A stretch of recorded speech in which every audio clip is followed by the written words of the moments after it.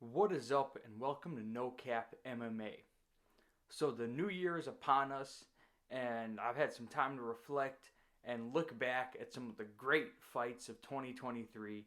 I got a top 10 right here of the best fights of 2023, in my opinion. Let's jump into it. Number 10, Shavkat Rakhmonov versus Geoff Neal. This was a great fight. Shavkat was walking down Neal like a Terminator. He was eating big shots like nothing. Just constant forward pressure, grabbing him in the clinch, beating him up with big knees to the body. Geoff Neal had his moments, but he just couldn't handle the pressure of Shavkat. And what really made this great was that finish. Shavkat was not going to walk out there without his 100% finishing rate intact. Geoff Neal, who showed great takedown defense, stuffed every takedown, but that wasn't going to stop Shavkat, who got the standing rear naked choke in the third round. Great fight, great pace. Number 9 is going to be Islam Makhachev versus Alexander Volkanovski 1. Now, I've been seeing this fight on so many media articles as fight of the year. I see a lot of people in the comments of like Instagram and Twitter, fight of the year. It's good. It's a really good fight. It lived up to 2 pound for pound guys fighting. It was a high level fight. Very tense, very exciting. Volkanovski did a lot better than people were predicting.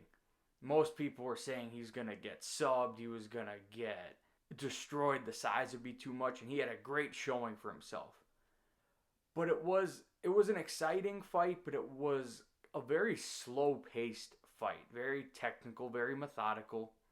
There was rounds that were not a lot happened. Round 1 was kind of dead. Round 4, where Makhachev held Volkanovski's back for most of the round, that wasn't a great round. Honestly, take out that 5th round. Is it really a fight of the night? I think that last round really made it like, okay, this is a good fight. This is a really good fight. It's on my list. It's just not quite fight of the year for me. It was a little too slow paced. And just because it's really technical doesn't mean it's the best fight ever. Because we've had some crazy fights this year and with way higher paces than the Islam versus Volk 1. Knockdowns, huge moments, near finishes. This had some of it, but the other fights had more of it, or just more wars. So yeah, number 9, still in the top 10, just not a fight of the year, not the fight of the year. All right, number 8, Kelvin Gastelum versus Chris Curtis. Now this is kind of what I'm talking about. Crazy pace, huge shots back and forth, both guys getting rocked and rocking each other. This was Rock'em Sock'em Robots for 3 rounds. Kelvin looked great, which was just great to see him in good form, chopping Chris Curtis's legs, landing huge overhands. Chris Curtis ripping to the body. Just both guys went to war. Both guys were here to stand and bang, and it was a great fight.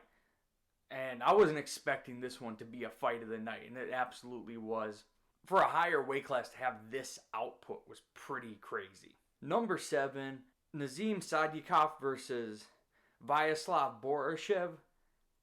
This was bananas. This was great. We've had some great draws, like fights that ended in draws this year.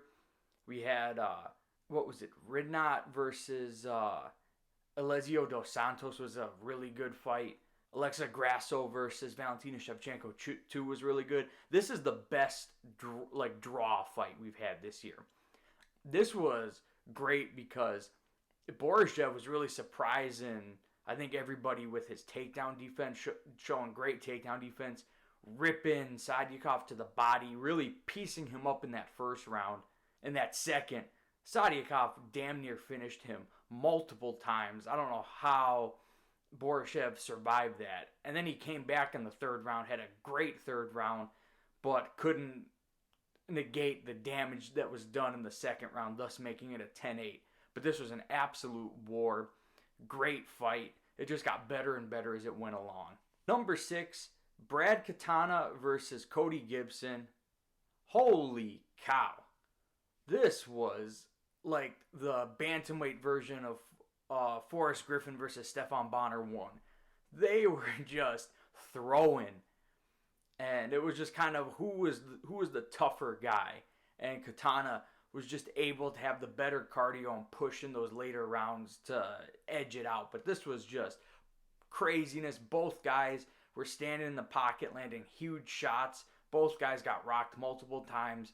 Katana would just steal the ends of round 2 and then really had a great third round. But back and forth, nonstop action, great pace, absolute great fight. And this was one I wasn't expecting because on the Ultimate Fighter, Katana had an exciting fight with Timur Valiev, but I forget who he fought, but he just kind of laid on the one guy, and so you don't know. Sometimes he'll have a boring fight, sometimes it's pretty good, but this one was amazing and just great war. So yeah, this, for such a crappy season of the Ultimate Fighter, we had some pretty good tough finales. So that made it a bit worth watching. That horrible, that show is a shell of its former self. That's another topic for another day. But yeah, great fight, great pace, just absolute war. Number 5, Justin Gaethje versus Rafael Fiziev. This was really good. This was such a scary fight because Fiziev's so dangerous, but Gaethje is so damn good. And this was great because it started off very slow and gradually built into a really great fight and an amazing third round where Justin Gaethje figured Fiziev out, was landing the jab, busting him up, bloodying him. I mean, Fiziev looked like he got thrown in a meat grinder. It was crazy. And a great performance by Gaethje, landed great leg kicks, avoided a lot of Fiziev's shots. Fiziev is so fast. That first round, some of those shots he was throwing were so damn quick. I don't know how Gaethje got out of the way. Gaethje really poured it on him in the second round. And the third round, he was just absolutely beating him up. It's not the all-out war that Gaethje had with Chandler, where they're just duking it out. This was way more of a technical fight.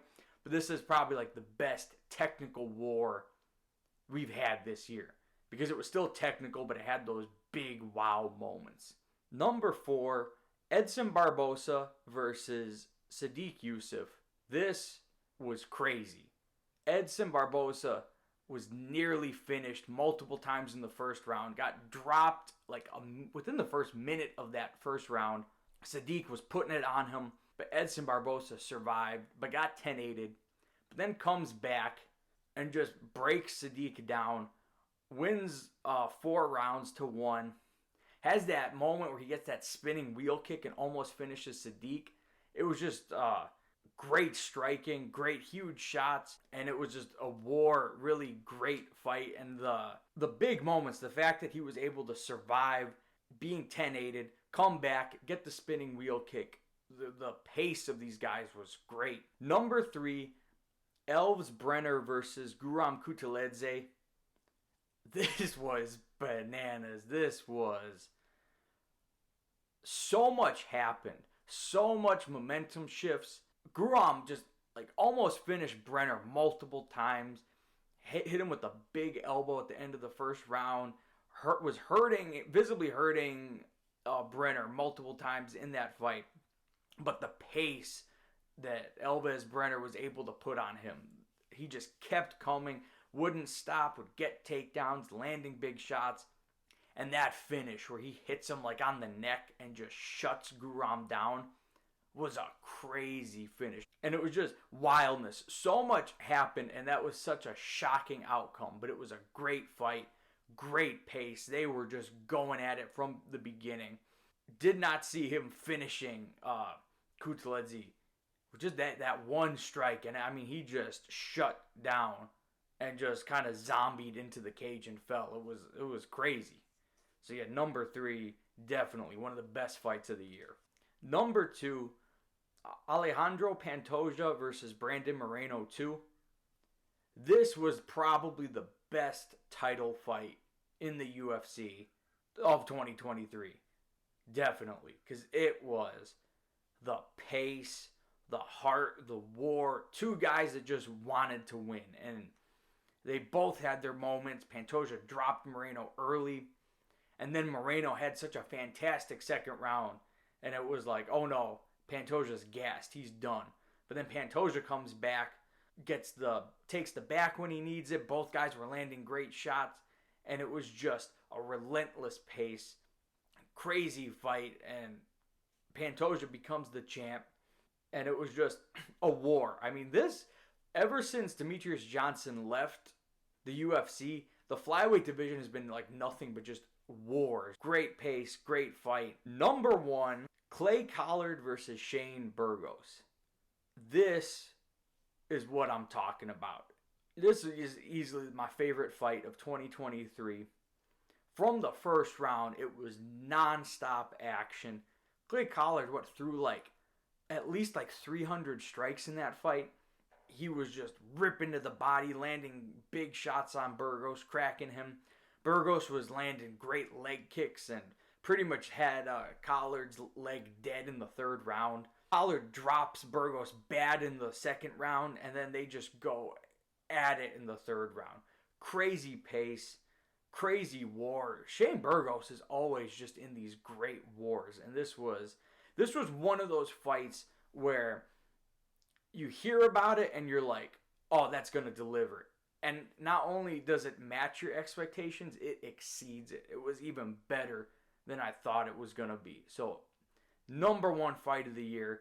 Great fight. Like I said, we've had some great fights this year, and I can't wait for 2024. We got some good cards coming up. We got some really great pay-per-views. So I look forward to talking about them and breaking them down with you guys. Well, that's my video for today. If you liked the video, please feel free to hit the like button. And if you want more MMA content, hit that subscribe button. Thank you for watching, and I will see you in the next video.